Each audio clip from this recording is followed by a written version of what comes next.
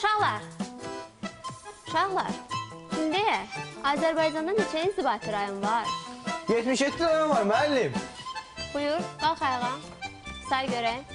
Nə var ki müəllim? Sağ asandır. 1, 2, 3, 4, 5, 6, 7... Otur aşağı. Üzr istəyirəm müəllim, biraz gecikdim.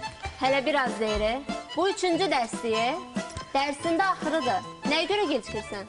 Deyim də müəllim, düzdür, evdən vaxtında çıxmışdım. Mindim avtobusa. Avtobusda qatarla toqquşdu. 9 ölü, 17 yaralı oldu. Bir də mən sağ-salamat qaldım. Ona görə biraz gecikdim. Geç otur. Baş üstə müəllim. Uşaqlar, bayaq hansı sual vermişdim, yadımdan çıxdı. Buyur Aydan. Şimali Qafqaz dağları harada yerləşir soruşmuşsunuz? Laf yaxşı.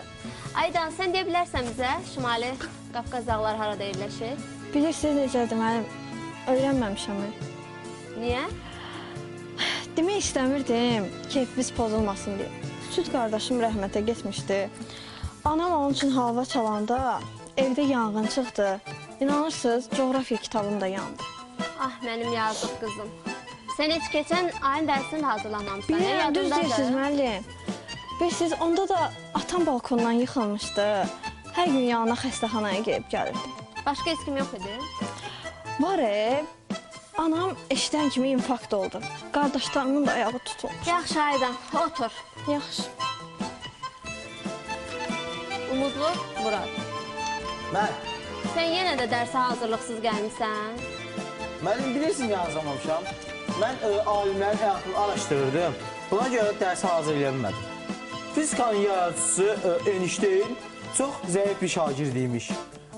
Darwin, məşhur alim Darwin çox qorxaq bir şagird imiş.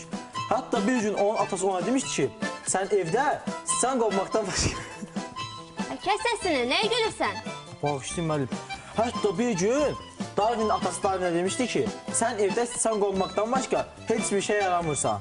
Ailəmizin üz qarasısan. Sən 3 ildə olsa bu məktəbdə kitabxananın yerini araşdırdın. İndi dahilərin həyatını araşdırsan, hə? Bəli. Yaxşı, nə deyirəm?